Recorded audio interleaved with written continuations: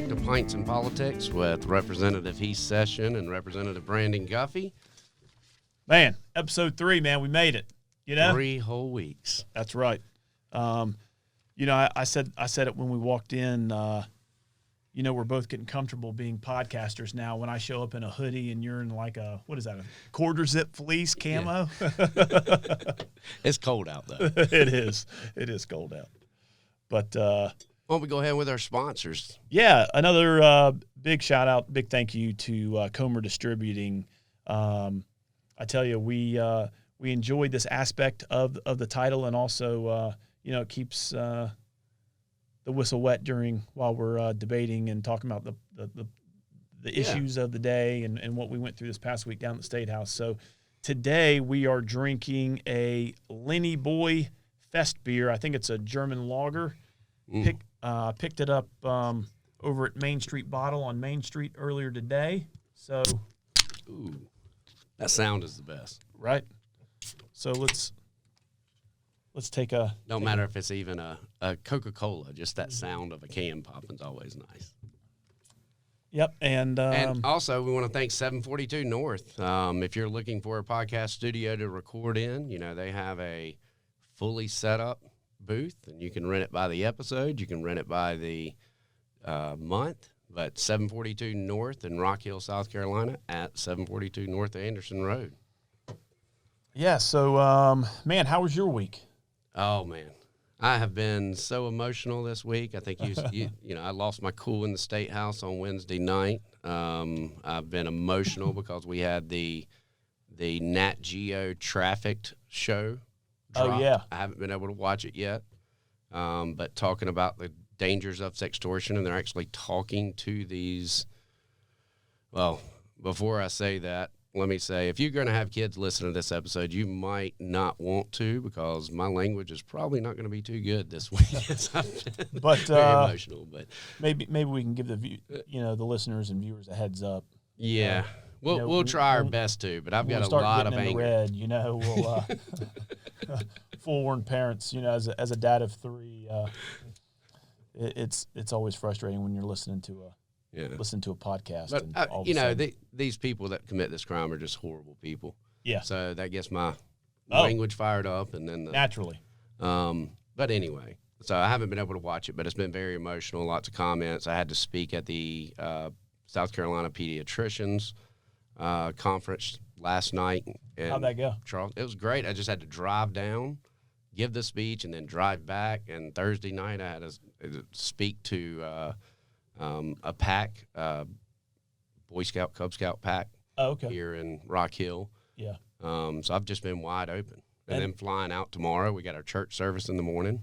Oh, yeah. Oakland. Yep. We can go ahead and plug that again. We have at Oakland Baptist Church, we have a men's breakfast. I know it's early, and I know it's going to be cold tomorrow, but show up. We're talking about legislation that is before the House.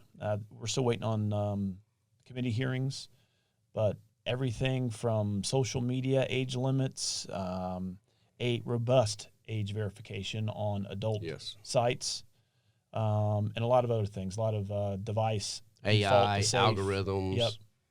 So we'll be discussing all that. We might have some short remarks, but we really want to have a Q&A and take questions, because this is sort of the new frontier. And I know there's some granddads that'll be in the audience who may not understand the challenges or the pitfalls or the dangers. And their view is just simple. Well, you shouldn't send pictures, but it's that trying may not to be embracing understand the reality of. And with that being said, let's jump right into our first topic of the AI committee, because the stat that shocked you the most was what? Yeah. So we had this past Thursday morning, we had another meeting of the AI ad hoc committee, and we heard from a couple of professors. One might have been both of them were USC. One was MUSC, one was USC. Okay. And just some of the stats that they were throwing up there on the screen for us while the professor was talking about what they're doing at the University of South Carolina, the premier higher education institute in South Carolina, by the way. Go Cox. But yeah, I think my overall is how do we embrace and take advantage of the benefits of this technology while not sacrificing the privacy, the security of our data, and all those types of things. I think the answer is simple, and we're looking too far into it, and we've already got a game plan to look at how did we handle the internet revolution, and where did we make mistakes. So the goal isn't to put in all these regulations on the use of AI, is to ensure that we're having responsible companies, because there's so much good that can be done to it. But, the first professor was speaking about the amount of data that we can gather and how, they're making it to where they can say this person has this probability of life at a crash site. Yeah. And those things are great. However, and he was saying that we could do so much more with so much more data. Well, we've got to look at it like a physical world. And if you and I are talking and we're in public, anyone that is listening, hearing, watching us, they are collecting data.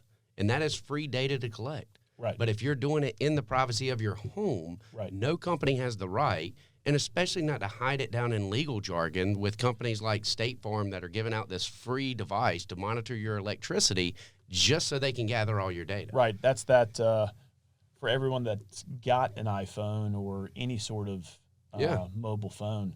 That's that terms of service that you just accept. Because no one wants to read through all that, and you don't have an option. I mean, I've said this before. If I'm forced to sign a contract, then my first name is under, my last name is duress, and I write it in cursive because we have so many dumb kids that don't know how to read cursive now. I mean, it's ridiculous. So, some of the stats and some of the numbers that they talked about, the one that really surprised me, well, there was a few, but that average hours that Americans spend on the internet.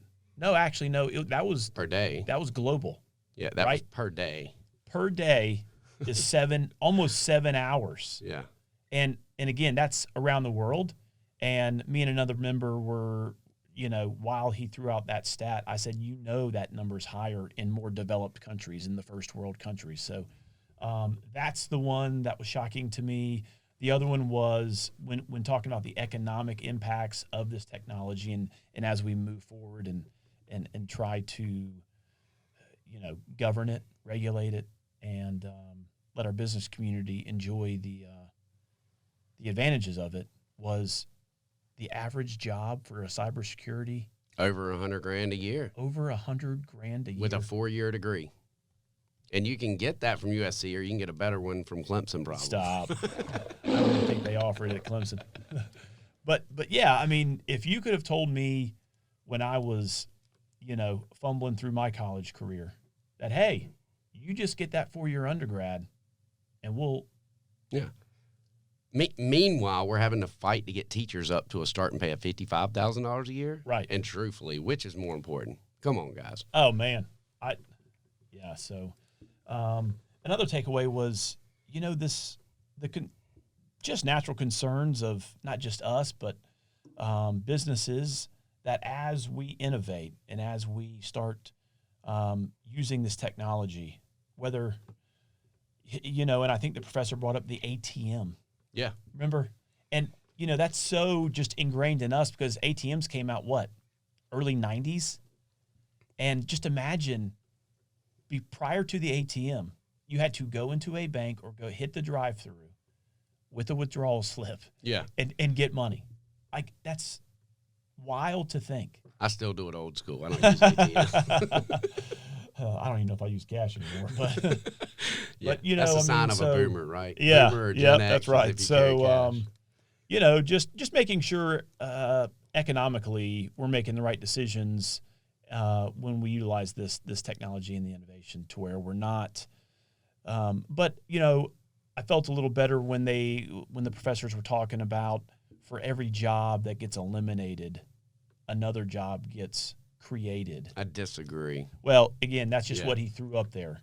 But I think AI and quantum will be the death of capitalism. We will have to reinvent a new economic system to motivate, because we're talking about and maybe people are changing professions, And I don't know that cybersecurity is going to be something that's constantly evolving because there's always someone that figures out how to get around. Yeah. Right. Oh, we talked about this last episode. But whenever we're talking about other things, I mean, you're talking about a law firm really not needing any paralegals. The AI can do the majority of the work. And right now it's not perfect. You hear these examples, but we also heard they're only using 5% of the knowledge. Right. So once you incorporate the entire law, I mean, think about us. If we want to write an amendment right now, we go through legal staff, everything else. But what's going to happen is, and we'll get into this later, if you have reps that don't particularly trust what they're being given or things of that nature, they're just going to use AI to write their own bill. And who's to say, and if they weren't smart enough to write it, how are they smart enough to vet it? Well, that's like what we talked about. Who's writing the code of this AI to begin with? Right. So, and lastly, in this AI, the healthcare potential that AI could help. Tremendous. You know what I mean? But being on the medical subcommittee, we hear a lot about that, and that's one thing that Chairwoman Celeste Davis and I were talking about after we adjourned was just the possibilities if we could do it safely, responsibly, and all those types of things. And I know one of the professors brought up the VA, right? Yeah. They talked about how we could service our veterans better if only he could get his hands on the data. And as a researcher, what he said, he didn't skip a beat. Yeah. But you and I were like, wait a minute, what? Wait a minute. No, bro, you cannot we've got take HIPAA laws. We've got right. information. There's a lot of, but there's a way that we could probably do that responsibly. Like, get your zip code, get your age, get your sex, get your, some of that kind of stuff that could help. I still disagree with that, though. Really? I do, because I believe that if you want your data to be public, then you have the right to make it public. But no lawmaker should make that ruling or to change the current laws that you went in, and let's just say, God forbid, you got somebody that might have got syphilis or something, and they go into the doctor, and they don't ever want anybody to find out about that. And then all of a sudden, they're scared. And we've seen it with iPhone hacks. We've seen it with data getting leaked. And again, that you don't want that stuff out there. Right. And by no means, I don't want to suggest that I'm for that. Yeah. But there's got to be a way. He's not wrong in his assessment. Yeah, right. Or I guess the question is there a way that we make the choice with informed consent per patient that their generic information could be used to better serve public health? Right. It's like the organ donor program. Right. You could do that. So I want to improve healthcare. I'm willing to share my information. Therefore, I'm opting in. Yeah. However, what we'll run into is these practices that have this belief that you have no privacy, and they'll say, if you want to come here, you need to go ahead and sign our rules to enter, just like we do with apps, and then you're going to be signing on to give away your information, and that's not what I want to get to. Yeah. Yeah. So it needs to be an opt-in just the same way that we do. I think our organ donor system is great because we're not publicly shaming anyone, but people are making, especially the younger generation, they're making the responsible decision to join things like that. Yeah. So again, I enjoy that committee. I do too. I still don't feel like we're accomplishing much. I feel like it's a class that we go to. It is. I think we're just laying the groundwork, not only for the information, but also for the relationships. Whether it's IBM, whether it's University of South Carolina, MUSC. I just think, man, we've got a lot of work to do in that field. And I just think we're trying to lay a foundation right now. And before I went in there, I was able to talk to Casey Mock, that one of the guys that was part of the Social Dilemma movie. He was down there, and I think he was speaking with Chairman Newton on his bill. And what I'm hearing, and I'll find out on judiciary. However, we don't have a full list yet of what our schedule is this week. Yeah. Because we are recording this on Saturday instead of Monday like normal. Yeah. But I hear that there's going to be a combination of Travis Moore's default safety bill. I think me and Travis were the primary sponsors on that, and Weston's bill, which is the age verification. Social media? Yes. They're going to combine those? I think there's going to be a combination there. And I'm going to tell you, I'm going to be Freedom Caucus-like on every one of these cyber bills because I'm going to be throwing in every amendment I can to try to get in every bill. And I might be alone, but I'm going to be throwing them on there. Are you going to wait till the floor? Because if you're doing it in committee. No, I'm in committee. Yeah. Okay, that's not Freedom Caucus then. No. But I mean, truthfully, I have offered to help get some amendments. If there's good amendments, bring it to me. No, I'm happy to submit. And that's a little tongue in cheek. We had Thomas Beach, I think, and Jordan Pace, 2 Freedom Caucus members in medical subcommittee and full committee. Yeah, they offered up amendments during committee. We talked about it. They were not successful, but so yeah, a lot of work to do in that committee. Let's move on to the ad hoc liquor licensing. That Tort man, reform. we thought you were on it, man. You were on the letterhead and everything. What happened? You just didn't show up, right? I thought it was the most irresponsible thing as we come in last week to record, and Heath is like, "You're on this committee," but I said it, flat out on here that I didn't know I was even on this committee. Yeah, and that's because I'm not on this committee. I was just on the letterhead as being a judiciary member. So the first thing I did whenever I got down there was clarified. Yeah, right. To ensure that I'm just not that slack to get the information before we go in. However, I have attended events on tort reform. Mr. Mulligan is a big proponent. A gentleman, Lowell Copert, that I grew up with, that fights for veterans and VAs. He reached out to me. I've had a friend that's up in D.C. That's dealing with people down here dealing with the same thing. Mm-hmm. And I'll let you explain it because you follow it a little bit. It's the liquor liability. So, this is the policy that folks who sell liquor have to carry. I think this was a change that was made back in 2017 by the General Assembly. And man, the cost of this insurance is just astronomical. I think I talked about it on the previous episode about how I own a building in downtown Rock Hill, have a tenant, they serve liquor. Yeah. And they serve beer, and it's the beer too. It's not just liquor, just to clarify, correct? No. It's my understanding this is liquor. Yeah. So beer and wine is one, and then liquor liability is another. Oh, wow. And it's that liquor that is... It's shot. Yeah. I watched the ad hoc committee, and there's some friends of ours on there, Representative Robbie Robbins, Travis Moore, Jason Elliott's on that. I believe Seth Rose out of Columbia. And there's a few others. Our very own John King's on that. So we got some local reps. So if we do have questions, we can always go to him.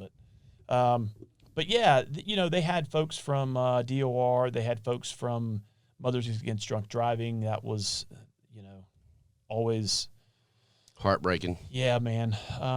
Just the numbers. I think that testimony talked about there was over 400 something DUI deaths last year. So yeah, and I'll tell you, over one death a day. I think it was at one of the I don't know if it was a judiciary event, but I was at an event where a bunch of attorneys around, and I said something about tort reform, and the comment was made that everyone wants tort reform until it's their loved one that was killed. Yeah, right.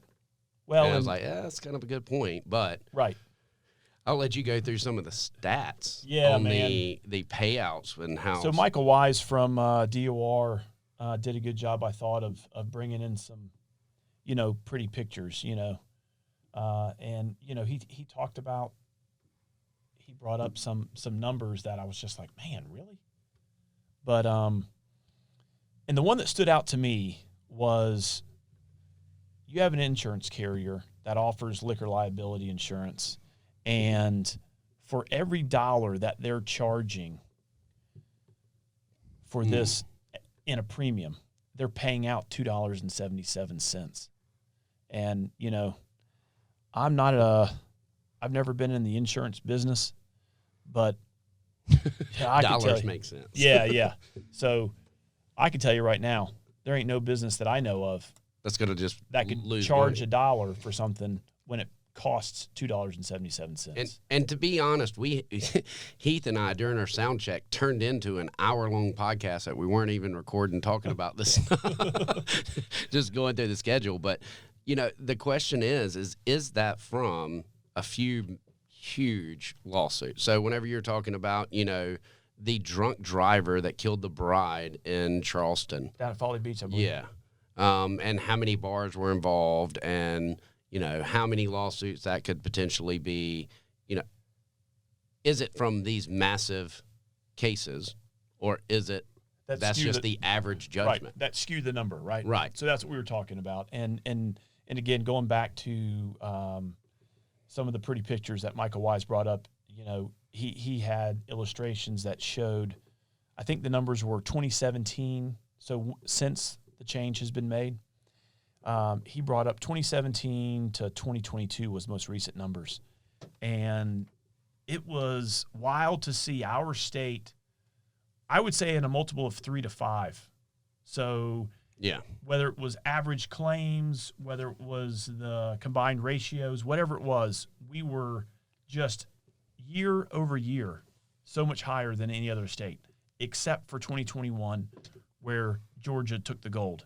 And that was attributed to, I think, a few large claims to what you're talking about. Right. So, and then the bigger question becomes, do we just have more dumb people in South Carolina that put themselves at risk? Or do we just have folks who just totally disregard drinking and driving, common sense stuff? Hey, if you're going to have a beer or two. Or do we need reform DUI laws? Right. Then just they had another, I forget the lady's name, but she did a great job explaining joint and several liability. What we have is a modified joint and several, and then nothing at all. And then she went through what states that did really well at this and kept premiums low, and then tried to correlate, did they have a modified system? Did they have a full joint and several? Whatever. And there was no correlation. And so that's weird. There's some anecdotal stuff like that, in talking to that ad hoc committee members afterwards, it'll be interesting to see the next meeting and see how they go through and try to pin this down to where, how can state government help solve this problem to where. Or did we cause the problem by raising the $1 million minimum that these places have to carry? Yeah, that's right. And, are the bad actors and the good actors all being thrown in the same pool? Right. You know what I mean? So, a lot of times I know in construction, we go by a certain category, in that class of work that you do has a pooled percentage or measured risk, So maybe that's what's going on. I don't know. I really think now, and I think I'm getting things combined, because the liquor liability and tort reform are not exactly the same, but we do have problems with tort reform, and I think just changing the tort reform helps the liquor liability. Yes. Yep. It could. But we're doing the ad hoc committee on liquor liability, because not tort that's reform. the one that has skyrocketing prices. That's the one that. But is that due to us? I think we're trying not having tort reform. I think we're trying to figure that out. Yeah. I think it's that's what we're going to figure. Hopefully, this ad hoc committee chairman Jason Elliott did a great job, and I love that he kept it to like an hour and 10 minutes. Jason's great. I'll tell you. You mentioned another guy, Travis Moore. Travis sits right behind us. Yeah. Travis is one of those guys I can't hardly figure out because he always looks so serious. But man, he is sharp as can be. He is. And he does, as emotional as I get, he's always pretty even keel. Him and Max Hyde are just kind of, just very even. I like it. Great members. But all right. Yeah, man, having fun here in episode 3. Want to thank again Comer Distributing for their sponsorship. And 742 North. Yeah, man, if you're looking for a office space, whether it's private or otherwise, or if you just need a desk to set up and hook into Wi-Fi and enjoy a good cup of coffee, 742 North, check it out. And I do want to clarify something for those who might be listening that are haters. This is not something that we are making money off of by any means. This is something that we are doing for clarification. So whenever we are talking about sponsors, these are sponsors that keep us from having to spend money in order to do it. Yeah. Yeah. Well, man, are you getting haters? Come on, man.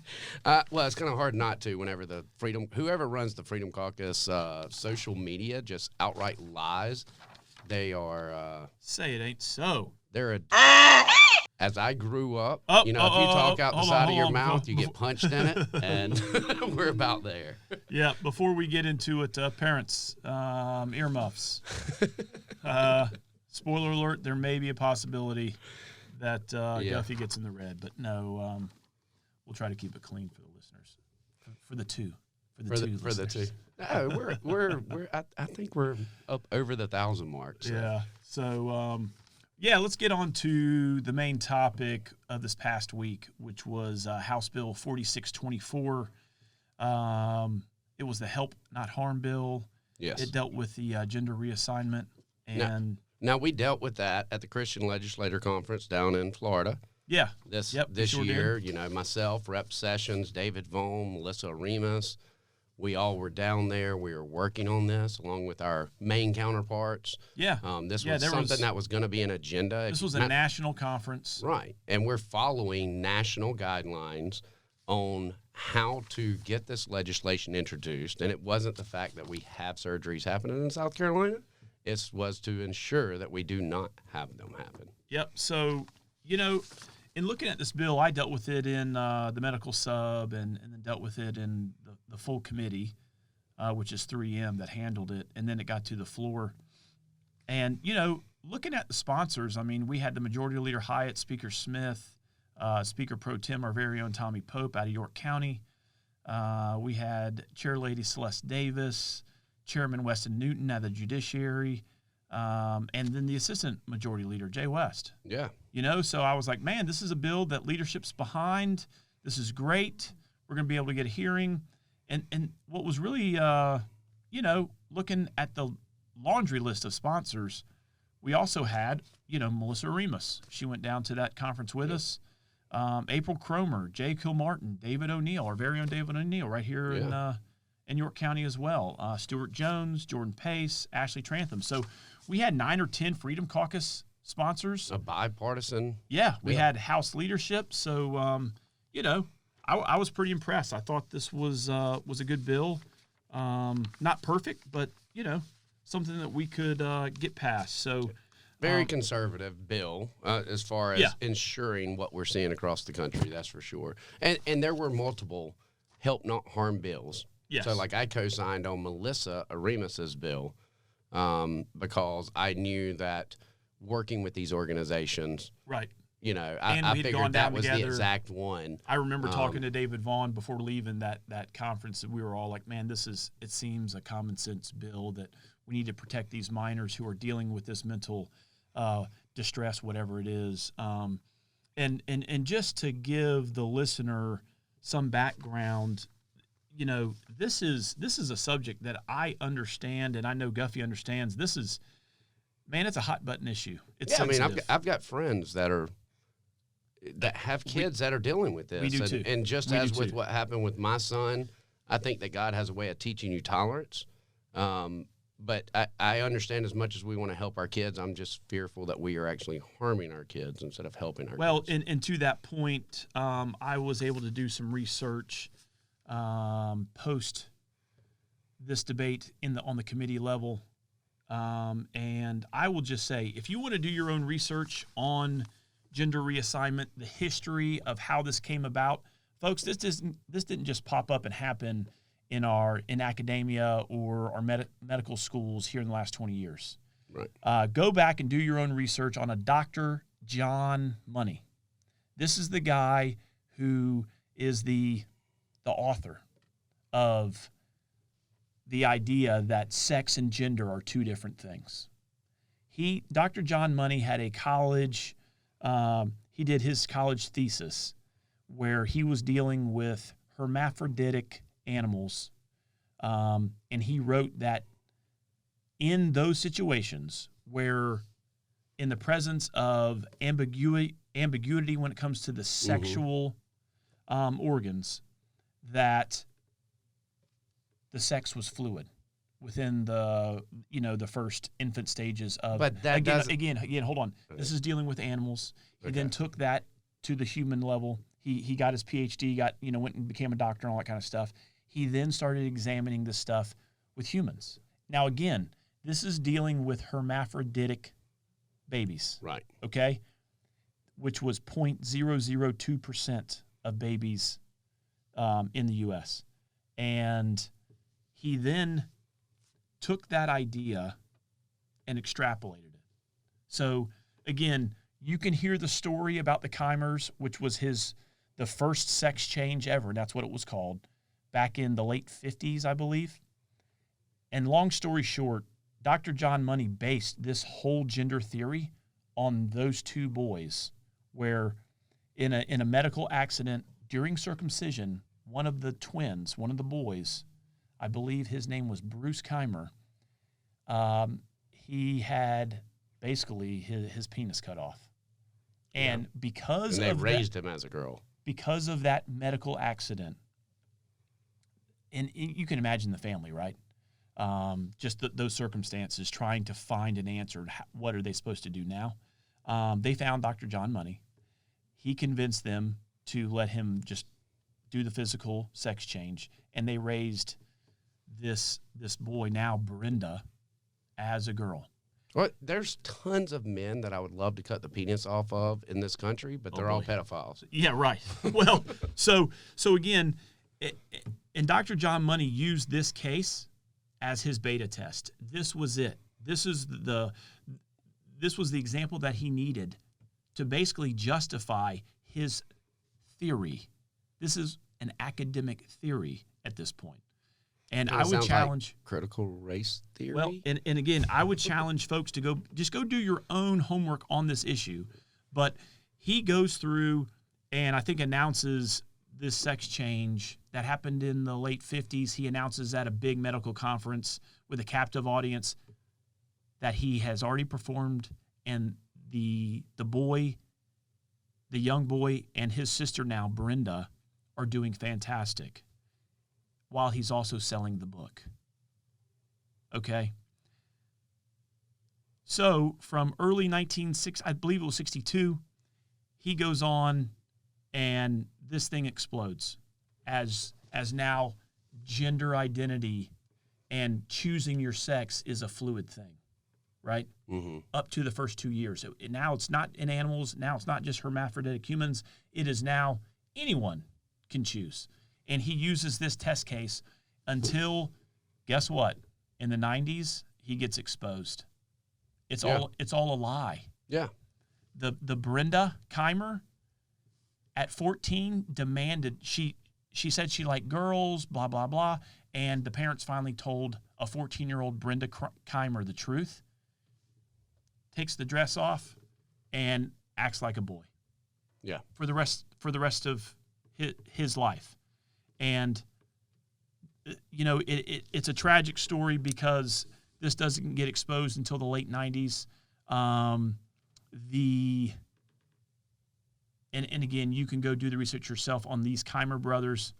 One ends up overdosing on drugs because of the troubled youth and some of the abuse that they took in Dr. John Money's care. So one of the brothers died of an overdose at 36. The Bruce Keimer that became Brenda Keimer, that after he figured out after 14 he was really a boy, sans the penis, he became David Keimer, and he died of a suicide at the age of 38. Right. And so the history of this stuff ended up for these boys at an early death. And so now this is accepted science, right? And well, is there accepting science anymore? Because every issue that there is, you have scientists providing facts, as they say, right, and they contradict one another. And it doesn't matter what the issue is. And people have lost a lot of faith in doctors, even going to the COVID-19 pandemic.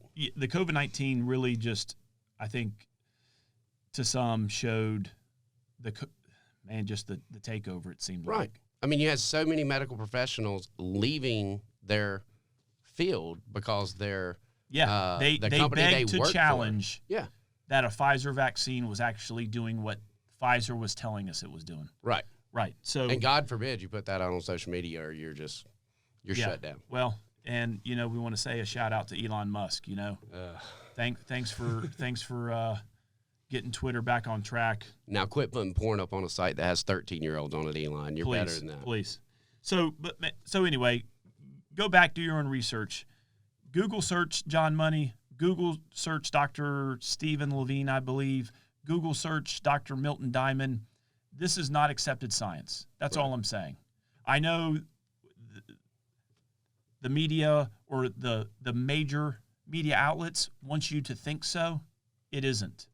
The medical community, the psychiatric community, the psychology community, this is not a general accepted practice. There are folks out there who have been getting kicked off by these associations who have been trying to say, hey, wait a minute. We need to check this. Right. Now, I will say that a lot of pediatricians do believe in the gender-affirming care. My argument when going through this, I spoke to a friend of mine who is a psychologist to ask his opinion on it. And his opinion was that he thinks that it is causing more mental health by affirming instead of giving these hard lines and combined with technology. So if you are a 12-year-old boy and you're playing in the creek with your friend and you get an erection and you go home and you Google, am I gay? The next thing you know, you're on these chat boards with people that are struggling with identity, and you get caught up in this whirlwind because of the algorithms that are trying to keep you within your own bubble. Right. And they're trying to feed you more of the information that they think that you want to know. And I'm not saying that, everyone that is gay is struggling with that. That's not at all what I'm saying. But what I am saying is there is genuinely some confusion amongst kids that are scared to talk to parents, that are scared to talk to people, and lean on the internet for that. And it doesn't help whenever you go to a pediatrician and the first thing they ask is, what are your pronouns? Well, I think this is one of the first cases or examples that I've seen where the patient self-diagnosis. What are your pronouns, Heath? I don't know. Mine are thee, she, it. I hear you. All right, so let's get back on track here. So House Bill 4624, like it said, it had a lot of sponsors, a lot of Republicans on there. Some folks, like I said, 9 or 10 of the Freedom Caucus, along with House leadership. I mean, so this bill came to the floor on Wednesday, and I just wanted to go over some of the key highlights of this bill. It basically says that if you're under the age of 18, a physician, your doctor cannot engage in gender transition procedures, gender reassignment surgeries, non-genital gender reassignment surgeries, cannot administer puberty blockers or cross-sex hormones. Right. In a nutshell. We had a couple amendments in subcommittee, in committee, got it out to the floor this past Wednesday. I think let me go ahead and read some key components.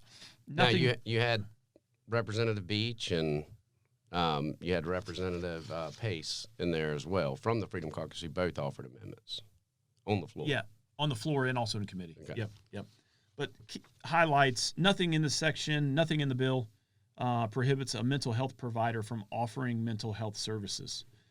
So that was one of those that we kept hearing that this is stripping away mental health support for these Which minors. is why so many of the people were coming to me with me losing a son in suicide and trying to lean on that and say that this increases it. And I view it that it's a mental health disorder to begin with. So therefore, you're going to have an increased risk of suicide. So that was something that I heard in subcommittee and in committee. And I wanted to make sure I offered a friendly amendment to the chair during subcommittee that cleaned up some aiding and abetting language that was, I thought, just gray, and I wanted to just further define what that was. And then I also added that section D, about this in no way prohibits mental health support.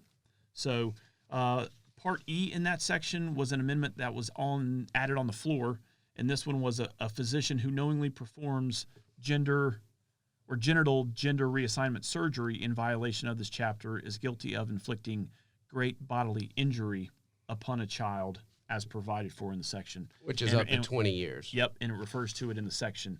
And we'll come back to that and talk about that a little more in depth. It also adds that public funds may not be used directly or indirectly for gender transition procedures. And then last but not least, in Section 2 of the bill, a nurse, counselor, teacher, principal, or other official or staff of the school shall not knowingly withhold from a minor's parent or legal guardian information related to the minor's perception that his or her gender is inconsistent with their biological sex. So let me ask you this. If I say shall not knowingly withhold, what is the opposite of that? Knowingly withhold. Right. So my question is, while you're saying that you shall not knowingly withhold, you are saying that you must speak on it. Yes, you must communicate. Yes. Yep. And that alone was one of the arguments of the amendments, which was proposed by Thomas Beach. Now, I am a big fan of Thomas Beach. He's one of my favorite freshmen. I love to have the debates back and forth. I think his heart is pure, as with many members of the Freedom Caucus. Well, I mean, we don't have to be so formal. We don't call him Thomas Beach. Yeah, roll call. That's right.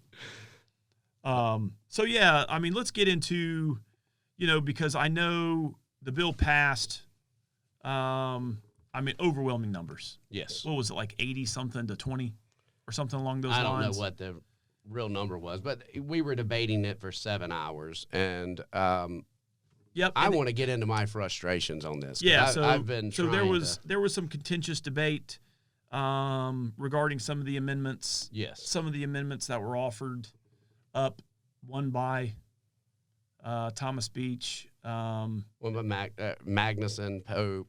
Yep. Pace. Yep. But the problem is the perception and the lies that are put out there by the South Carolina Freedom Caucus online whenever there is something put up. Now, it clearly states great bodily harm to a minor, which falls under a code, and every LLR, which is by itself, not, they have rules that if you do something, then you are in violation. So we use the example of if you have a skin graft taken off that's 2 inches by a dermatologist, there is no fine because they are protected with their license. However, if someone comes up to you on the street and cuts that off, they're in violation of the law. Once we write this, you're in violation of the law. Yeah, and that goes back to licensure, right? So I don't care what you're licensed for, but yeah, it gives you, some privileges that, Joe off the street doesn't have. And so when you hold that licensure, whether it's a mental health counselor, a surgeon, whatever it is, when you violate those, there's civil and criminal penalties or processes that are in place when, whether it's negligence or whatever is alleged. Yeah. And so if it's something that is dealt with civilly, again, the hypothetical that you threw out there that a doctor did something that he shouldn't have done while you were in surgery, you make the claim to that licensing board. That board does an investigation, and it's basically like a criminal trial. Yeah. Now, if you broke the law, they're going to refer you to be charged. So there's civil and criminal processes in place for that type of thing, but now there's also they have to meet the elements, right? Mm-hmm.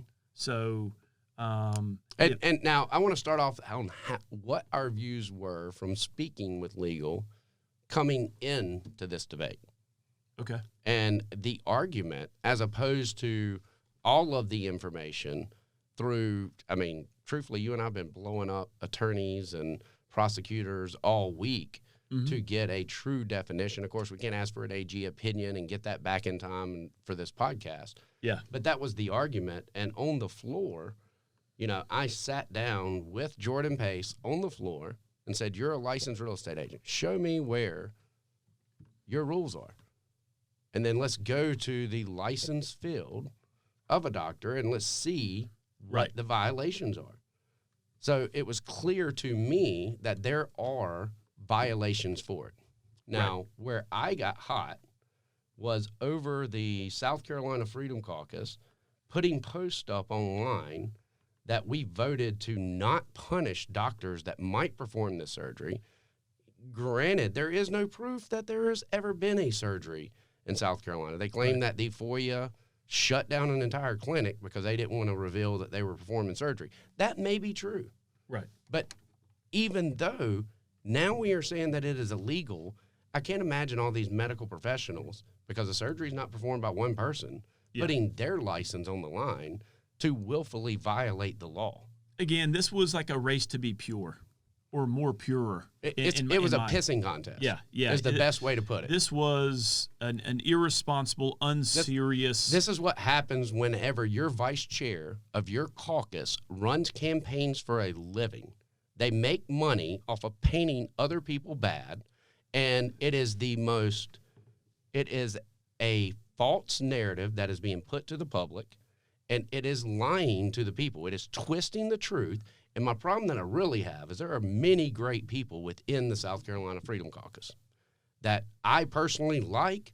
I don't believe that they would intentionally do that, but yet they will share that post. And then our local party will read that post and then believe every word that they said, just as they did with the lie about the loyalty pledge. Yeah. Well, and I think you and I try to do a great job of listening to all. Yeah. Man, I will talk to anyone on the House floor, depending on whatever the issue is. I don't care if you and I are opposed. I'll still sit there and talk to you and try to understand where you're coming from, and is there some ground that we can meet in to help advocate for a better policy. And I've done that with many of the reps. Yeah, I mean, we sit beside Harris and Magnuson. Yep. So, I'm sitting there while you're talking to Adam Morgan back in the cookie room. Right. I'm talking to Josiah and Rob and trying to point these things out. Yeah. And now some people are just saying that they want clarification, no questions asked. That I can respect. Right. If you say that they refuse to clarify, that's different than saying that they voted against punishing any doctor that's going to perform these surgeries on our kids. Yeah. That is lying. Yeah. And to share that information whenever I sit with members within that group and we look up the law together to confirm. And I think one of them even said, well, why didn't they tell us this before? Right. And one of the amendments that was proposed was for a misdemeanor, a violent misdemeanor, which I don't understand how that language gets put in there, because that would make me question who's giving me the information to put the amendment to begin with. There was several examples of amendments. And again, I don't know how these amendments were prepared by Freedom Caucus members. I can only guess they were hastily done because some of them were just flat out poorly written. Right. And there's also the issue of whenever we look at things like the heartbeat bill and our predecessors, whenever they passed it, and how it didn't withhold up in court, was due to a little bit of language. Yeah, legal language. That is the point That's of important. committee and subcommittee, is to vet that information out. So whenever this bill comes out of committee, we've already sought the legal opinion that this is within the legal guidelines, and that will not make it get thrown out. And therefore, we got to deal with, in the heartbeat bill, our abortions doubled within the first few months over the previous year because the heartbeat bill failed and we became an abortion destination. And it left the gate open for that, and we became a destination abortion state. In your point of trying to be more righteous and to get a campaign slogan or to get information against other members that you're getting paid to run campaigns against. Right. And I can't explain. This is where I'm going to lose my cool. There is nothing more crooked than what R.J. May, the vice chair of the Freedom Caucus, does in the South Carolina House. He runs campaigns for a living. He makes money for it. However, whenever we were in caucus meeting and that Rule 16 came up, and they made it that you could not campaign against someone else in good standing. And that was written because of R.J. May. And then we changed it for campaign for profit, and then the letter. And then the letter drops. Yeah. We'll get into that too. But but there's nothing more crooked than that. And the point was due to the campaigning for profit. I mean, due to him running campaigns. Maybe others had issues of other members coming to their district and speaking up against them. Right. I understand. But I still voted to allow RJ to continue his career because I didn't feel like it's right whenever he was doing what's legal and then have it repealed. You and I both agreed that RJ should be able to make the choice for himself. Because he wasn't breaking any laws whenever he started. He could be a member and make a choice to do campaigns, right? Even though I think that's an apparent conflict of interest, but it's still his choice. And it leaves himself open to a credibility question, right? When it comes to... No one wants to sit in a room with someone that's running campaigns against them. Right. And discuss strategy. Yep. Because it is similar to saying that you're going to have a mic on you at all time. I don't care how holy you think you are. If a mic is on you at all time, you're going to say something that's going to tick somebody off, and it's not going to be... You're going to say stuff out of context. I'm mad right now. I might say something that is out of context. But... I think this all started last year during what they called the loyalty oath, and it lost credibility not only with the Freedom Caucus to me, but it lost credibility with news organizations such as Glenn Beck. It lost credibility with our local Fitz News, which I'm a subscriber to. Helped me get Gavin's story out, and I thought that he was a good reporter. However, all he is doing is parroting whatever the Freedom Caucus says without talking to people who are actually in the room. Yep, that's right. He's going off of rumors. But so going back to last year, whenever we walked in as freshmen, we walked into a caucus fight between Freedom Caucus, which was newly established. It did not exist before then, and the Republican Caucus. And they decided that they needed rules because of a member named Jonathan Hill, who was the only person to ever be kicked out. Let me repeat that. The only person to ever be kicked out of the Republican caucus. Pause for effect. One and only. Yeah. So being the only member, we come in, and just as with any organization, whether you join a party or anything else, you have rules that state that you need to follow these, or therefore you are not really part of that organization. So I ran on saying, I'm not going to join any caucuses my first year. That didn't mean I'm not going to join the Republican caucus because I ran as a Republican. Right. How am I supposed to get things done if I'm standing on my own, out in the rain with no clue of what's going on and no experience down there? Yeah, right. So as we go in, the Freedom Caucus members were very upset with that rule. Now, they have a rules committee, and before that rule was even established, a Freedom Caucus member, and let's repeat that one more time, a Freedom Caucus member suggested signing off on the confidentiality of the caucus. So there would be no signature anywhere. No one would have to sign this loyalty oath, blood oath, whatever these news medias want to turn it into. Yeah. If a Freedom Caucus member never recommended it. So therefore, once they had the signature, and then the next rule that was proposed, and I don't know if it was next in line, but right. One of the rules that was proposed was no campaigning against another member in good standing. And the question was asked, can you define campaigning? Now, my argument with the douchebag that runs the South Carolina Freedom Caucus social media, it was that I said, Micah Caskey said, campaigning is like porn. You'll know it whenever you see it. That's right. He corrected. It was Max Hyde. Our colleague from Spartanburg. Heath has a memory like an elephant. So I'm confirming all of this with my argument with this tonight. Yep. But now, anyway. now, for the listener, man, you're putting in overtime here, right? Because I didn't see any argued for 4 hours. Yeah. I didn't see any of this stuff until the morning, and I saw y'all's back and forth, and I said, whoever's running the South Carolina Freedom Caucus's Twitter handle or Facebook, it was Max High. Now, this was after me spending hours talking to Freedom Caucus members because I was disappointed on how the Republican caucus personally, face to face. No, I was talking to them on the phone. Okay. I did it the previous night. Yeah, we were doing it. But the next day, I'm on the phone. Yeah. And I'm trying to build these bridges because I am ticked off that we had a pissing contest between the Republicans and the Freedom Caucus, and we're down there to represent people, not caucuses. Right. I am the only person that voted against every amendment based on the knowledge that I came in there with, that we currently have rules, and that this bill was vetted by the organizations that are pushing this across the country as being a solid bill. Yeah. So, but meanwhile, I'm getting painted online by people that for a living that don't have a clue about politics because they're parroting whatever this troll says online.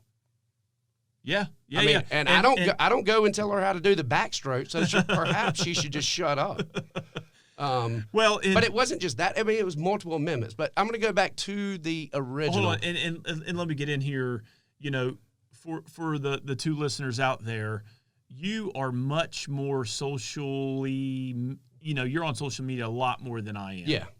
I'm an online troll in myself. And I was actually alerted by a Freedom Caucus member, which shocked me, by the way. After we got that last minute or that last amendment in there, I think that was authored by Rep. Caskey and Rep. Travis Moore.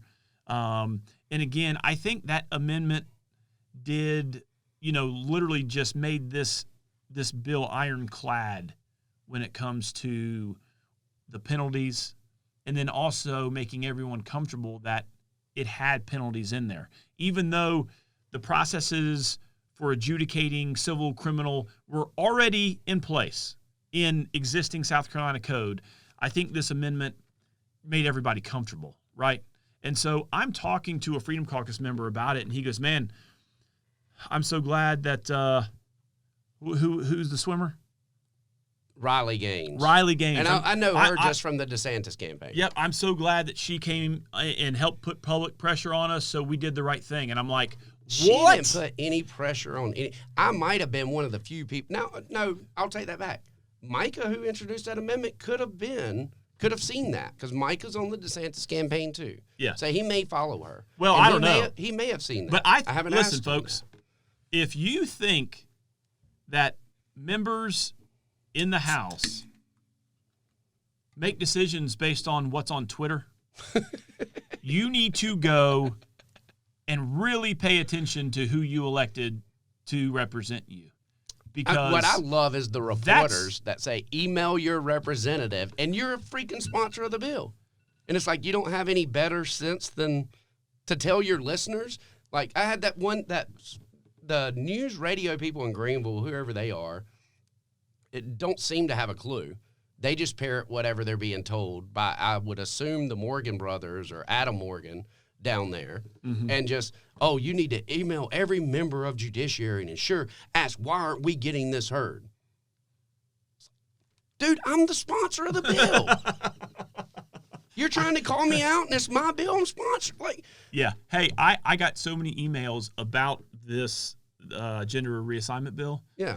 Hey, do the right thing and please support, Again, it must have been a mailer. It must have been a group that was encouraging voters to message us.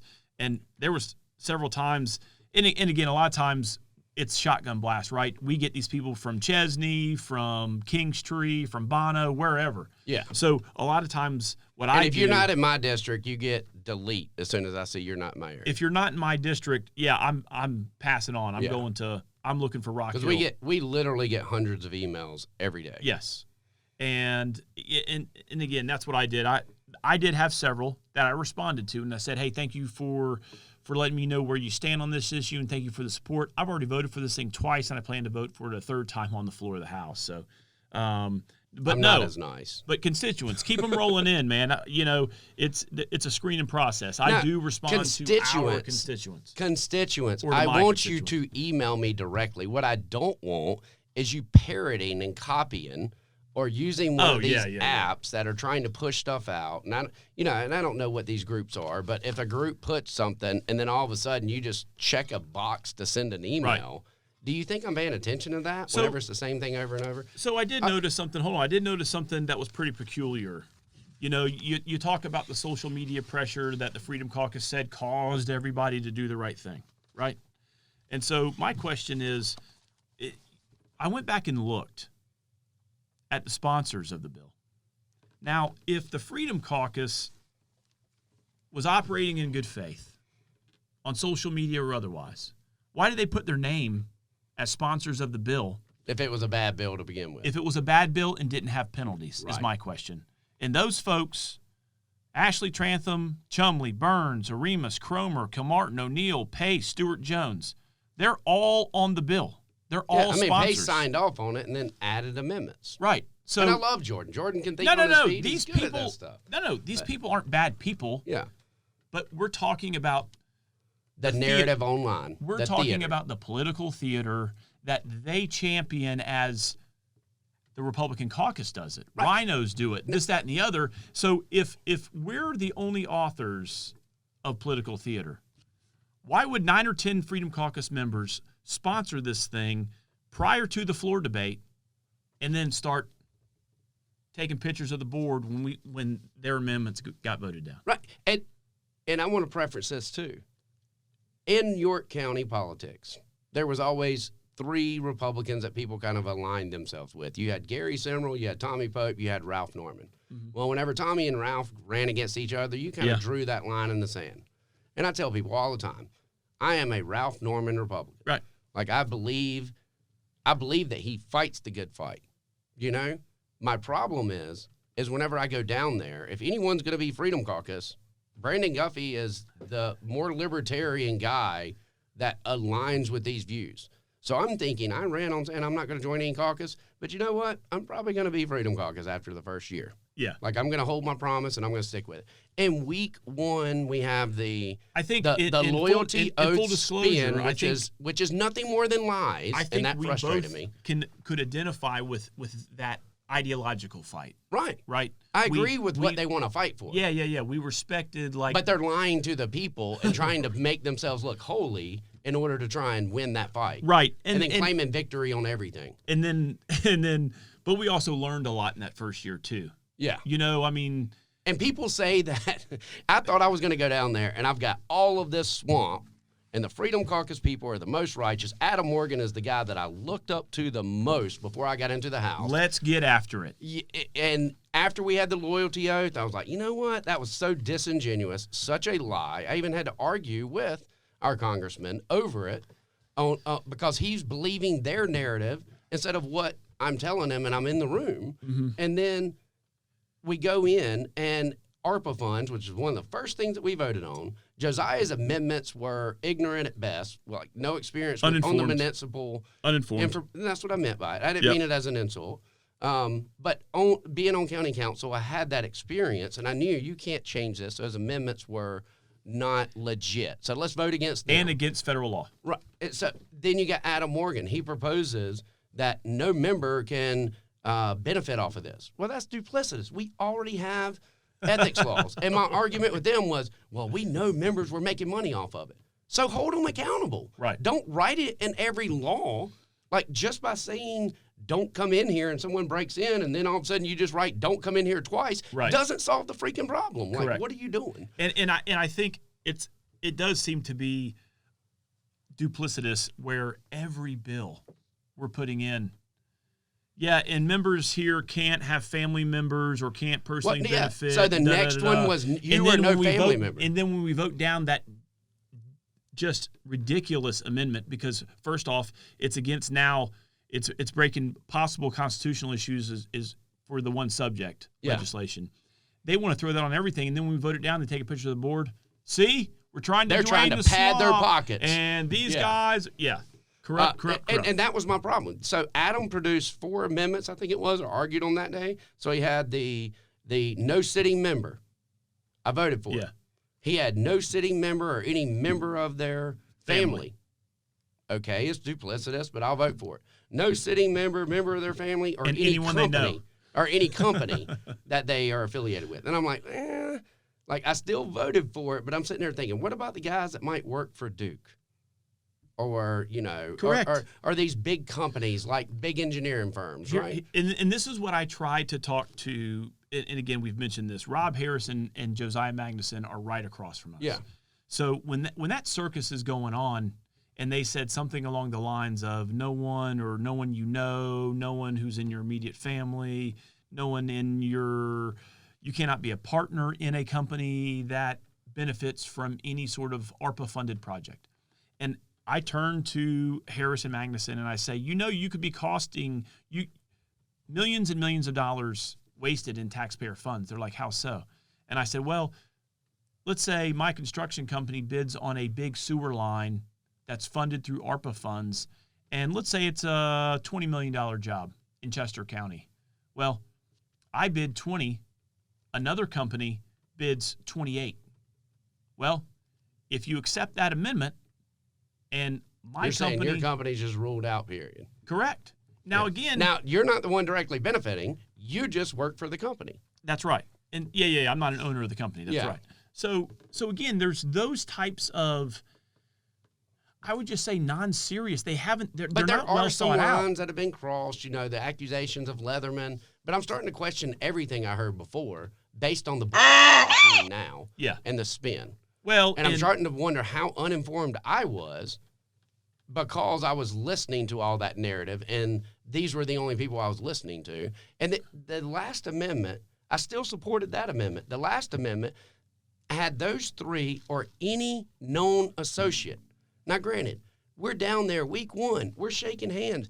I had to ask a Supreme Court justice, why do y'all keep shaking my hand? Yeah, right. Introduce yourself. I don't understand going through this. And then, so I voted against that, right? I go and find Adam in the cookie room. This is the guy that I look up to the most. Yeah. And I said, Adam, y'all had me. I still voted for him. I thought they were duplicitous. Y'all had me until you said any known associate. He said, well, we had to rush it. Instant lose credibility. But you submitted it. Yeah, right. He says, well, it didn't pass, and walks off. That night, the Freedom Caucus post a post stating how all of these swamp Republicans just wanted to pad their own pockets. Yes. And I've tried to stay quiet out of respect for our congressman because I know he's a big supporter of them. Yeah. And I'm not saying that all Freedom Caucuses are bad. But I'm saying the South Carolina Freedom Caucus is ran by someone that runs campaigns for a living. Yeah. And the narrative is a complete spin, and it is lies at best, and it's disingenuous at best. At best. And it's disheartening to see people that I sit and I look up the rule with, and then they go and share that same narrative, and then want to act like, oh no, I didn't have a clue. And then whenever I post, now I didn't just bash the Freedom Caucus on Wednesday night. You bashed Riley Gaines too, I think. I bashed her. Well, she's a swimmer. She should shut up and stay out of politics. But anyway, I bashed the Republicans. In my view, right, the argument was we don't need any amendments. The Freedom Caucus post all these amendments. And I'm sitting there arguing with friends of mine that are members of the Freedom Caucus of how we don't need it. We're looking at the rules. And then some of them would say, well, we want clarification. Okay, I can support that. If it's just clarification you want, I can agree with that. But you're not going to paint me as a bad guy because I'm showing you that there are rules in here. Correct. Right? But let me get in here a little bit. These amendments that were being offered to the desk for consideration, for the body to consider, was to make the penalty a misdemeanor up to a year in prison and a fine. Or to say that teachers have to tell as opposed to not willingly withhold. And again, unbeknownst to them, bro, that's a dumb amendment because without the amendment, it's a felony. But I didn't up to 20 years. Right, and I didn't even go into that because I'm not a prosecutor. But a prosecutor pointed out to me, if that amendment would have passed, anybody that would have been held to a 20-year sentence would now only be charged with the 1 year, correct, and the $10,000 fine because the defense attorney that's fighting for that doctor would say, no, our General Assembly debated this, and this is what they selected. They could have stuck to the 20 years, but this is what they want. That's correct. So this is a 1 year. I could see all the thank you notes the criminal defense attorneys are sending to the And then Freedom Fitz Caucus. News would be running about how everything's corrupt then too. But so then on the last amendment, I'm so mad that I'm one of the first ones on social. So I see this stuff. Nobody else does. No. So I'm getting furious because it's a lie that they are sharing. Yes. They can call it political pressure or whatever. That's the problem. Yeah. And you're putting it out there. I get so hot over that I'm arguing with them, right? Yeah. And these guys are like, okay, I see your point, Guffey.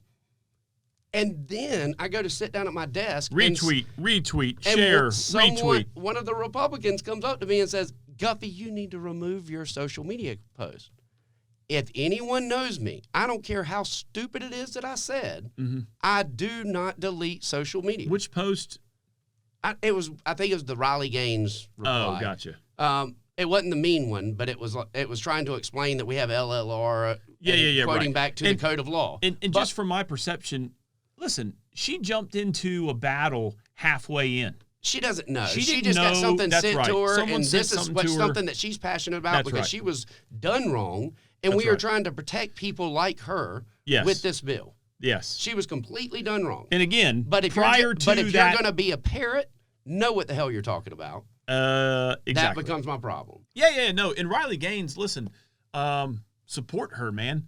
This thing that happened with her at the championships and dealing with Leah Thomas or whatever his name was prior to the transition, it was BS. She should have had that title. She should have been on the podium as first. I mean, all those if I was in the state of Kentucky, I would have defunded the whole university. That's right. Over that ignorance. She should, more power to her. But yeah, she made an error there. She should not have jumped into something. And again, I know she's getting paid. I know that's the problem. You can talk about special interest. The Freedom Caucus is a special interest pushing. Go to their homepage and find the word Republican in it. They want to say they're the most conservative Republicans. Find the word Republican on anything that's Freedom Caucus. I don't think there is. It's not. I think the push is to be their own party, but they're trying to destroy the Republican Party in the process of it. And that's frustrating. So I got mad whenever they said that I should remove my post. It was like, they said that because the Republicans were going to be offering an amendment. And I said, no, I don't delete anything. Yeah, right. And why would they? Social media is time-stamped anyway. Well, it shows sort of a developing story, a progressing debate going on. Right. And if you think what I said yesterday was stupid, look what I said 2 years ago. Yeah, right. I want to be as transparent as possible. That's the point of this podcast. Next week, I may be apologizing, saying, you know what, I was wrong about the Freedom Caucus. But you're going to know where I stand at any moment, at any given time. So at that point, then I'm told, but leadership is going to submit an amendment. Now, granted, I find out that's not a leadership amendment. That's Micah Caskey and that's right. and Travis Moore that worked that out. And my argument then became, whenever R.J. May and Josiah Magnuson were sitting there arguing, they did what I want us to do. They pushed up these amendments, and then they asked the attorney that was tearing them apart while they're at the well. Yeah. They asked, help me write a better bill or help me improvement. Yep. And the answer was no. And then all of a sudden, the amendment comes. Mm-hmm. And I was like, F that. Like, I got mad. I'm voting against it. I was at that Jonathan Hill stage. I wanted to throw papers up, like, I'm ready to fight somebody. And if that's the reason I voted no on it. And again, it wasn't even about what it said. It was like, no. Yeah. I'm not doing this because y'all are having a pissing contest. The Freedom Caucus just offered all these amendments. And now here comes leadership, as I was told, is going to offer this new amendment. And that it still infuriates me. Well, and again, we've talked to a lot of attorneys. I talked to some. You've talked to some before and then after, and we've got a lot of opinions, right? So I think I talked to an attorney who is a member of the Freedom Caucus. I talked to a couple of attorneys who are a member of the Republican Caucus. And we've asked and we've tons searched of outside. prosecutors. Yep, we searched outside of the political world and Asking for a non-biased Yep, opinion. and the consensus was, listen, the way it was written prior to the Caskey-Moore amendment was 98%. Yep. They're going to be prosecuted. Yep. There's only a few questions that could come in. That's right. That would make them not prosecuted. In certain cases, depending on the issue or the elements. Granted, there's not been a single case shown of this ever happening, but. Yeah. So there's what, a 1 or 2% chance, they said, of a defense attorney getting a doctor out of this. So you increase the chances of 2%, which if that was the knowledge that I was given going into this, then I would have supported an amendment to make it 100%. Right. But again, the amendments that were being offered was downgrading the crime. Some were, but they were asking for help. I don't care. I'm that guy. Like, people might get mad at Josiah because of what he's doing, but whenever I see what he's doing, I find it as genuine. Like, I think that he is trying to improve things, and that I can respect. Yeah, I think Jordan, Thomas Beach, whenever they're doing things, I think they're doing it out of the pureness of their heart, and they're truly trying to make things more conservative, and I can support that. Yeah, that's right. But what I can't support is whenever they get home and they're taking a dump on the toilet, and they want to share something that this dude runs the caucus. That they just knew and admitted, like... Yeah, they just admitted to me personally, and then they share it as if it's a lie. I know. So what would you like? How transparent are you? Okay, so are you telling the truth? So what's the takeaway? The takeaway is whoever are they being genuine? Are they being serious? Disingenuous at best. That is my takeaway right now. Yeah, and I will use this as an example. So I posted bashing the Republican caucus and the Freedom Caucus and saying we're better than this. And we should not be having pissing contests on the floor. Agree. And explained why I voted no, which even people such as Mark Corral, which I had a long conversation with, even members of the Freedom Caucus said, Guffey, at least you were consistent. Like, it shows that you believe in what you were fighting for, right? Yeah. But this dude whoever runs the South Carolina Freedom Caucus online, comes back and says, hold on, let me get to the post so I can quote it properly. Yikes. This guy needs to understand how the law works. Well, first of all, it was your members that were looking like children up there getting shut down by the attorneys. Well, they were definitely... Then it says... Not attorneys. Yeah. And I would be the same way. I would too. All I can do is explain my vote. Well, no, I wouldn't. But I would have gone to an attorney to get the language figured out first. Yeah. But I would have been more like what they're doing because I operate off of emotion. But... The response says, yikes, this guy needs to understand how the law works. There were no criminal penalties in the law. That's a lie. It is a lie. The problem is we are having disingenuous rhinos, which is Republican in name only for those that you don't know. It's about the equivalent of a Democrat calling you a racist. It has no meaning because everyone wants to throw it out anymore. But it says disingenuous rhinos watering down legislation and pushing weak bills that Freedom Caucus members were signed on to. 9 or 10 are sponsors. Yeah, and then clueless Republicans who have no idea what's going on with a facepalm emoji. There you go. And I replied back with, screw the Freedom Caucus. I wanted to take the Eminem meme of him sitting there with 2 middle fingers that says F the Freedom Caucus. I wanted to put that, and I thought better. But yeah, so at that time, I was like, I'm done. Why do they sit behind the veil of, why didn't he just give you the name? Because they're a coward. Well, if it's a member of the Freedom Caucus, it's a member of the Freedom Caucus. If it is a member of the Freedom Caucus, you are a liar and you are a coward. If it's the person that runs it on a national basis, it's great that you got this money pouring in and that you can hire somebody to run your social media and fight your fights for you. Yeah. But some of us are down there to represent people and can speak from our own voice. Yeah. Well, if I was a betting man, I would say that's a member of the Freedom Caucus. Just the responses, pretty quick to respond. All those types of things. No, I'm still waiting on the response to them as we were discussing the loyalty oath. I think they just wanted that to fade away. No. We kept going. Yeah, they wanted to go away because I said, how many members of your caucus signed the loyalty oath? Yeah. And then after having y'all's little huddle with RJ complaining or whoever it is Yep. decided they wanted to rescind their signature because you know what? You're right. We Yep. got to make this our own. Yep, that's right. All right. Well, I'm done. I need to go smoke a cigarette. I'm so mad. All right. So I want to clarify, and then we can move on. Yep. Because I understand we are going over. I am just I could do We're beating 5 the dead hours. horse. Yeah. I could go I could go 5 hours on how disingenuous it's been over the past year, and I've remained quiet in respect to Other members. In respect to other members that I truly do respect. And in an effort to try to work together. Right. You know? So we went in, and this was something that they argued with me about online. Mike Burns offered the signature line. Everyone wants to leave that off. He is a member of the Freedom Caucus. If he had not offered that, there would never been anything to sign. The whole argument of, how many people signed it, walked away, and then rescinded their... And then made political hay out of it. Made political hay, like, Fitz I'm not News. going to sign it, but they all signed the piece of paper. Every single one of them, except for a few, signed it, Right. and then came back in and asked for it back. Right. I posted the rules online. Adam Morgan called me directly. Guffey, I'm going to ask you to take those down because you could be kicked out of the Republican caucus. Don't care. My answer was, screw that. The difference is I've got balls, and I'm willing to do what's right instead of worried about what some piece of paper says. Yeah. But anyway.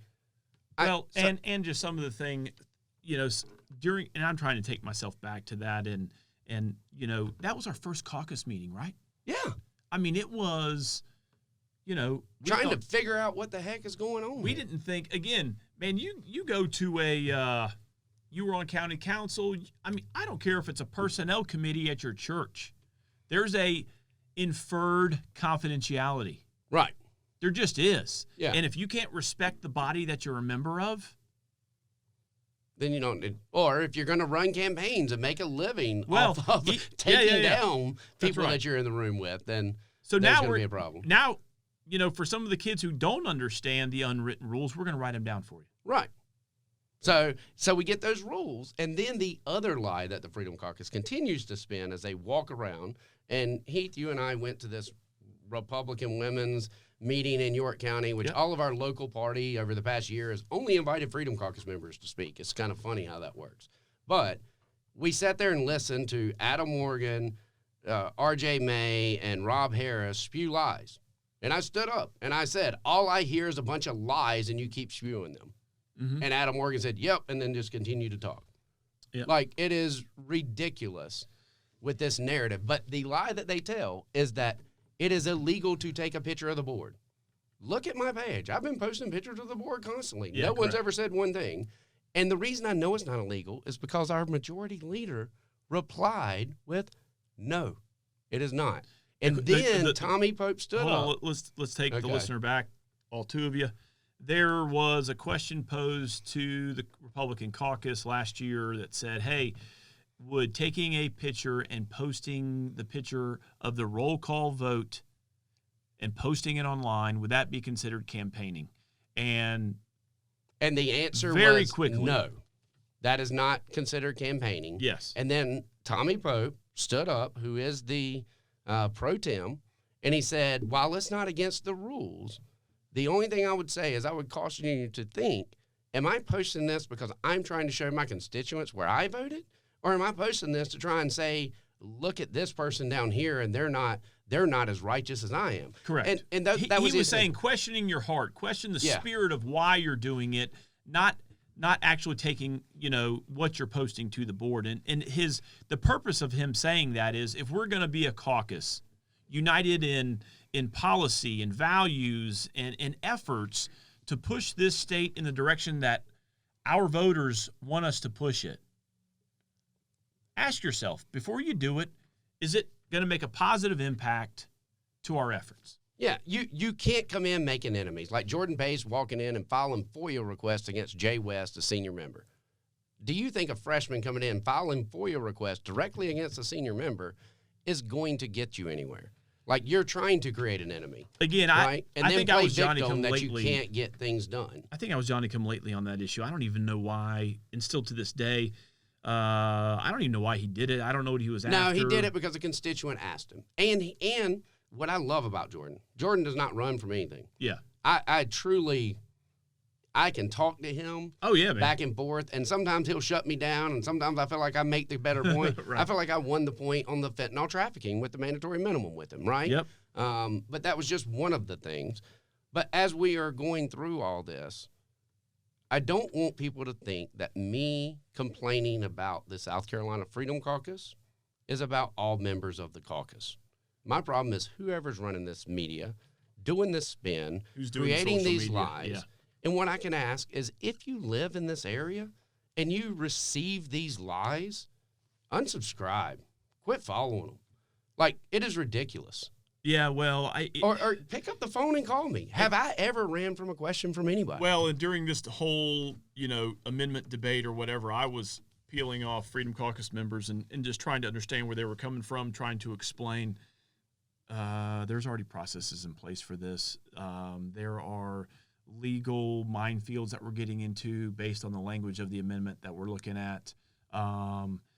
Specifically, I believe. Oh, I'm sure they just think that somehow the leader got in your ear and is making you like you're bought into the swamp and trying to. Well, there was a very poorly and it's written. not even this stuff that no one's bringing this to us. Yeah, no, this was a poorly written amendment that basically stated that if a kid was being referred to by another nickname or something along those lines. Well, it was the one of shall not willingly withhold. It was the teachers, and the argument from Davey was like if a girl's a little bit more tomboy, or maybe she just had to put a hat on that day. Would the member consider that being an example of someone who's violated? That goes back to the Freedom Caucus's argument of can we define the rules? Yeah, and none of that stuff was defined. And then I think another member, I can't remember, I don't know, maybe it was Lieber, but asked that, hey, what if my son,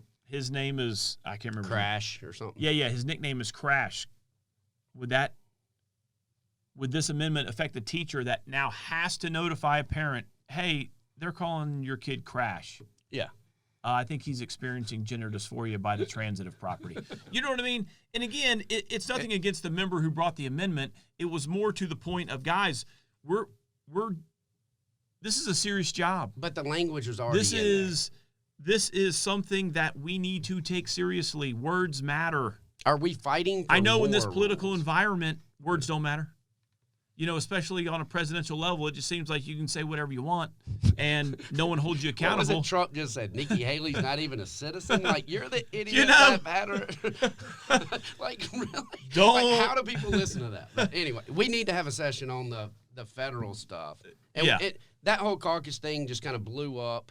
And then the fact that Heath and I worked so hard on trying to – now, granted, you had – we just try to act in good faith. Well, you might have Micah and Adam doing negotiations, right? Yeah. But I know from Heath and I going around and talking to people, we had an agreement. Micah says there were 2 agreements between people of allowing the Freedom Caucus to rejoin the Republican caucus just by changing the term to say campaign for profit. Yeah. And we are ready to vote, and we're thinking this is going to be put to bed. Not a peep of anything, and then here comes Adam Morgan dropping this inflammatory... It was like a 3-page letter? And dropping this letter that pissed everyone off, and of course it fails whenever we go to the vote. So then you can play victim again. It makes me really think, was he played? Did someone go into his ear? If the swamp exists, did someone go into his ear and say, you don't have a deal, and then he allowed his emotions to get the best of him and go and drop a letter like that? Or did he just not have any intention of joining the caucus so he can play victim, which is the same thing they accused the liberals of doing? And that's all I see is a lot of virtue signaling and not a lot of virtue from the South Carolina Freedom Caucus. On a national level, it's working for the liberals. Oh, God.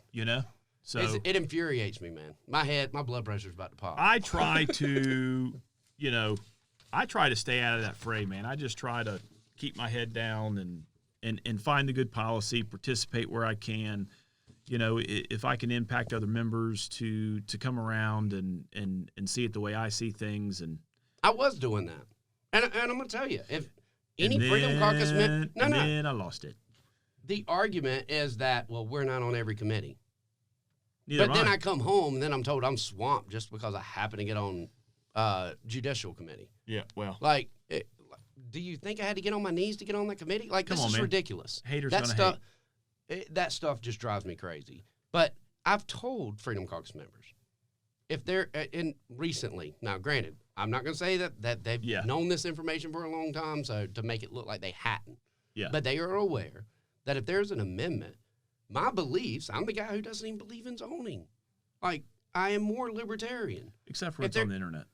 I don't believe, that's just because the douches won't do what's right. But if it's a good amendment, I'm happy to try to submit it onto a bill so we can get it vetted in the judiciary. Correct. I know. Full disclosure, hey, if you got a friendly amendment or you have an amendment that the sponsor that or will the actually author make of the bill better. Yeah. I'm not in a pissing contest. Let's run I'm not trying to say the Republican caucus is better, the Freedom Caucus is better. What I'm saying is the people who run the online narrative, the people running the Freedom Caucuses online, is a fucking asshole, and the people running the Republican caucus, sorry, parents, it's okay. Yeah, I'm sorry. All right, I'm done cussing. Sorry. All right.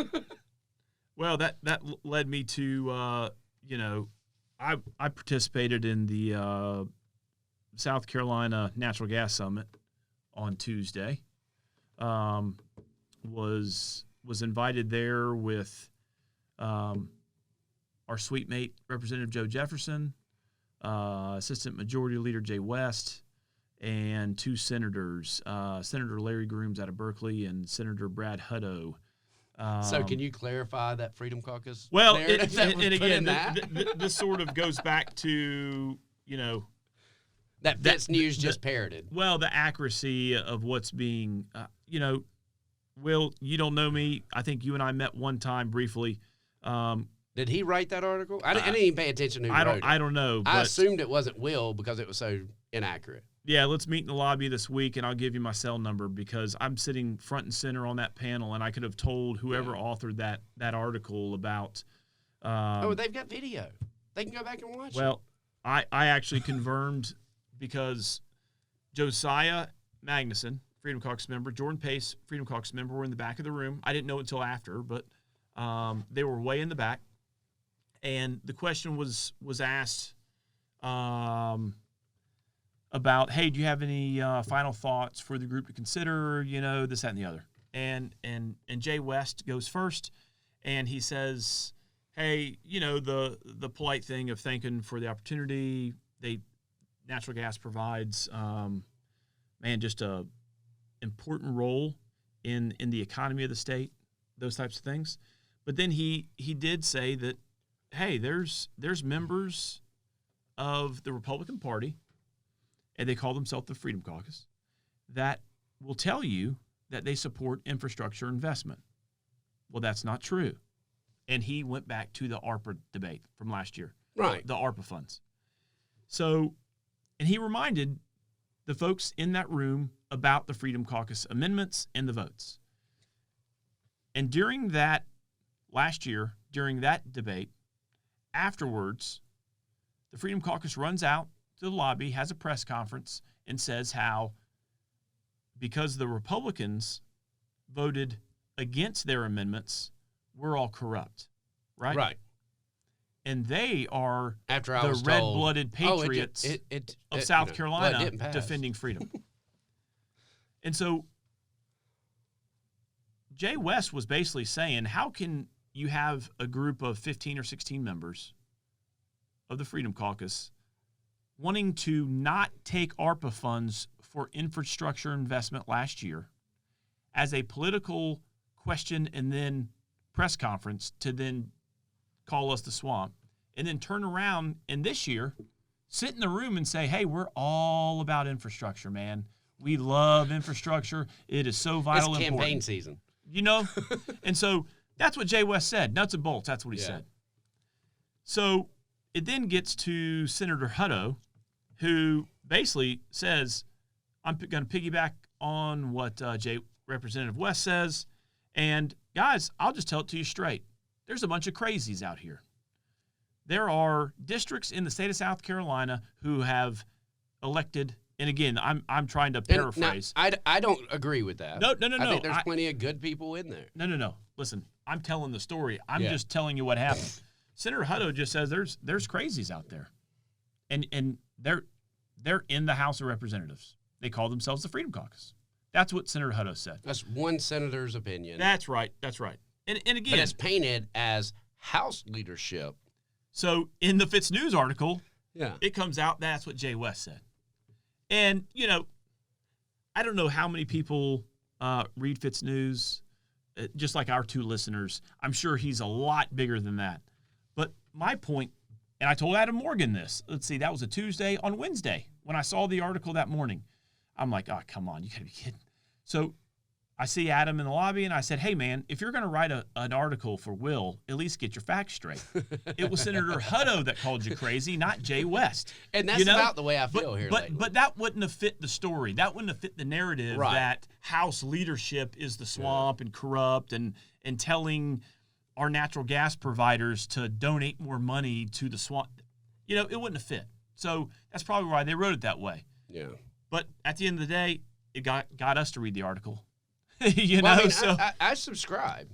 I mean, honestly, Fitz News helped me get my story about Gavin. Oh, man. I don't know where it would be without Fitz News actually putting it out. Yep, I remember before getting into the State House, I enjoyed reading Fitz because I felt like he was giving you the stories behind the curtain. You know what I mean? He was giving you a look inside the body. But that becomes my problem whenever I read inaccurate articles like the loyalty pledge, or what was just posted. It's New Year. Or the gas summit. Yep. New year, new issue. Let's be a new victim. Yeah. So we can rally up some money. That's what it seems like to me. Like if anyone's playing politics, it appears to me right now as the Freedom Caucus. But anyway, Fitz News just reporting whatever the Freedom Caucus says, to me, makes me question all the respect that I had earned for a legitimate news organization, and then start questioning, is this legit? Or even the stuff that I read before. Well, is it legit? It's a lot of opinion, and I think that was part of the motivation why. Well, if you're going to write an article, you need multiple sources. I totally agree. Actually in there, and that's partly my motivation for starting the podcast. Yeah, was, you know what? I don't know journalists. I don't know reporters. I don't know who to talk to get a message out. And I was like, hey, let's go ahead and do this ourselves. Yeah. So anyway. Enough about all that. Let's look ahead to next week. Man, we got one thing. We are pushing Joe Rogan hours here, man. I mean, we are. Well, this is the one-time thing. I was wait till next week. Yeah, that's true. I could be ticked off then. But no. But there's going to be a point where there is no repairing a relationship, where there is no working together. So, and we might already be past that. But to that point, our freshman group, we all work together. That's correct. Well, the freshman Freedom Caucus and the freshman Republicans, I think we can all work well together. I think so too. But here's the question: do you think that's part of why veteran members of the House can't work with them? Yeah, but at the same time, they've been burnt before. No. Do you think veteran members of the Freedom Caucus are the way that they are because of the former members of the House? That's part of the 1/3. I think that left. But whenever you've got veteran members standing up there and lying to people at a party and saying we're the bluest red state and complaining about our current legislature, and they're using stats from the previous legislature. I think folks need that is a lie, and they know it. They just want to raise funds. Yeah. Well, and you and I have talked about this. Folks, as members, as elected officials, we need to stop putting our personal ambitions ahead of public service. Right. And it's just funny that you've got someone running for Congress. You've got someone that runs campaigns for a living. There's rumors of other members going for other things. But, I don't care about that. But what I do know is whenever you've got someone that makes a living of running campaigns, which means that they spin things for a living, sitting and being the vice chair of that caucus. Yeah. Can you believe? Don't complain to me about judges being corrupt whenever you are making money off of your job in the State House. It seems like we've got some conflict of interest. That is no different than lobbying. So anyway. All right. Put a pin in it. All right, next week, looks like we got some regs committee meetings coming up. Looks like we're tackling some outdated banking regulations. I think in talking with staff, that's not too controversial, man. It's some banking regs that have been in, or the credit union. Yep, been put back in like the late 70s, early 80s that are just obsolete now. I'm good with removing a lot of regulations. Yeah. So the other one was dealing with DNR and youth hunting season. So I think we're going. They're saying the turkeys are dying out. So I think we're going to extend the youth.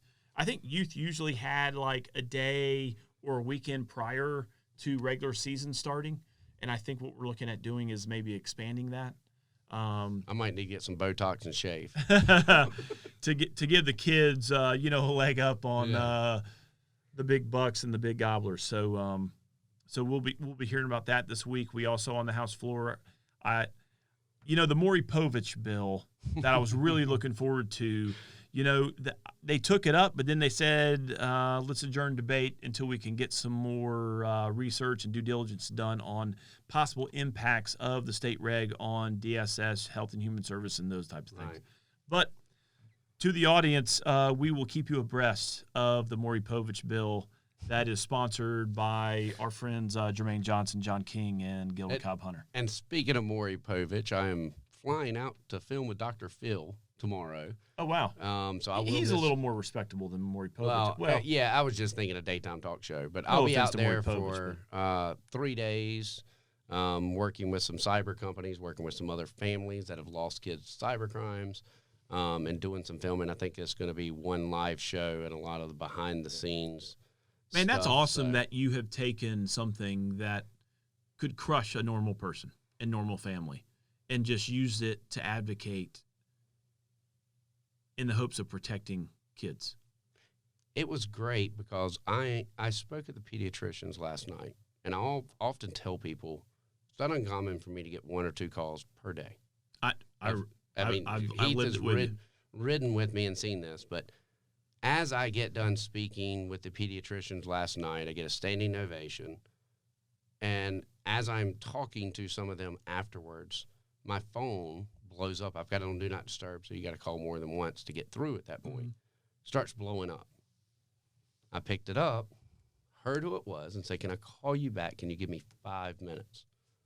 Stepped out, a 12-year-old in York County being extorted. And the parents frantic.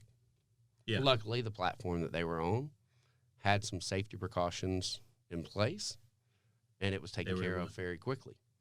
It was just more of the fear, because all of these parents think that this can't happen to me.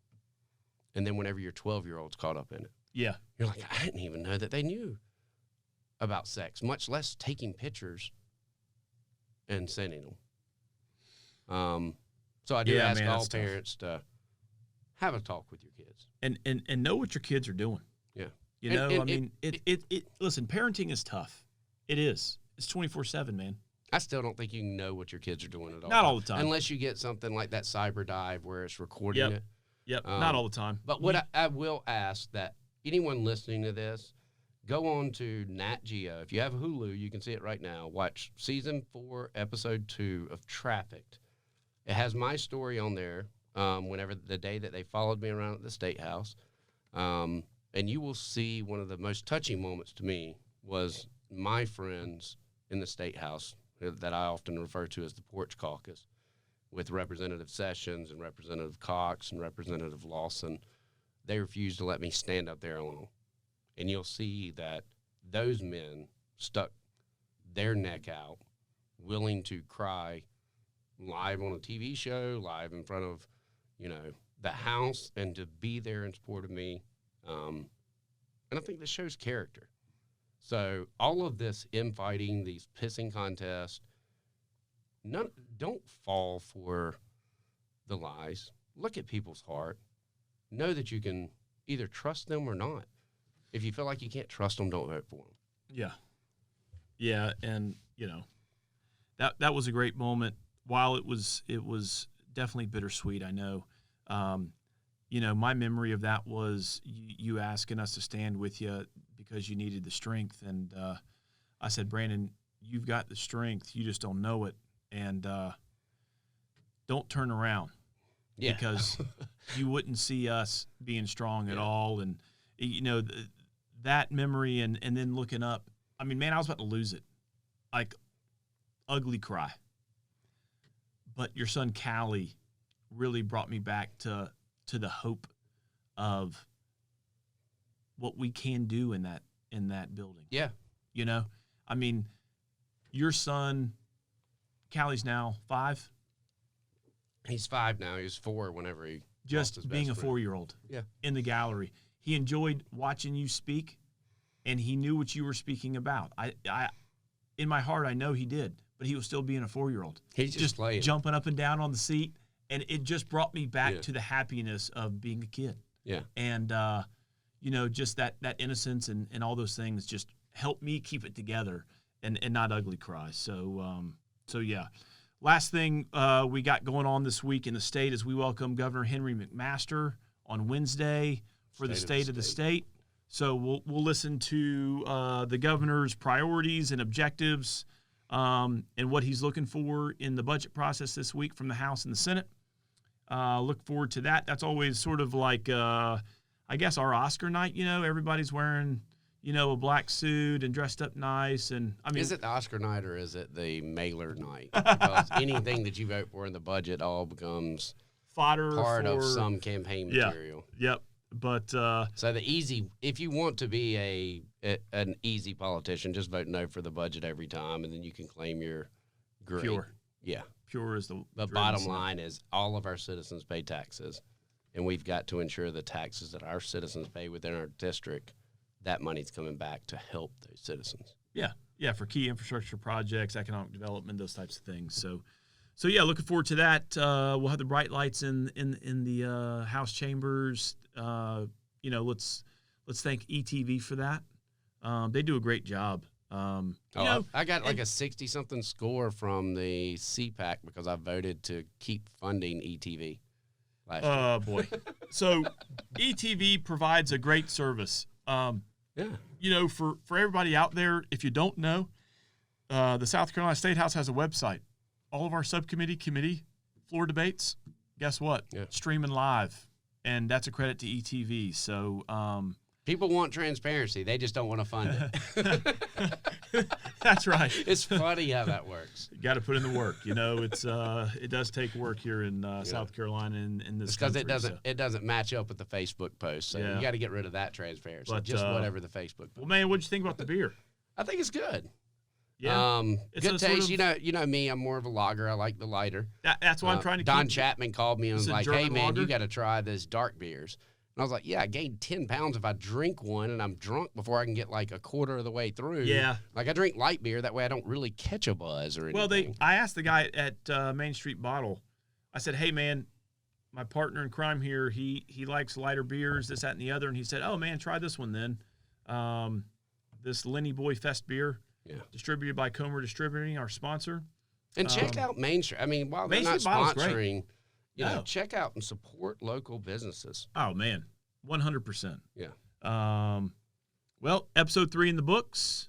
A little full of drama this time around. Sorry, guys. It's my fault. Sorry for the language. A little lacking on policy and those types of things. But, hey, everybody's allowed a little bit of leeway here and there. And it's been an emotional week. Yeah, that was just right in the middle of it, and I am still not calmed down about it. Yeah, well, my wife's texting me about after I leave here, I have to go by the grocery store and pick up some dinner. So yeah, hey, thanks for joining us this week on episode 3. We'll see you back next week for episode 4, where again we'll have Comer and 742 North sponsoring the episode. See you next week. Thank you, guys.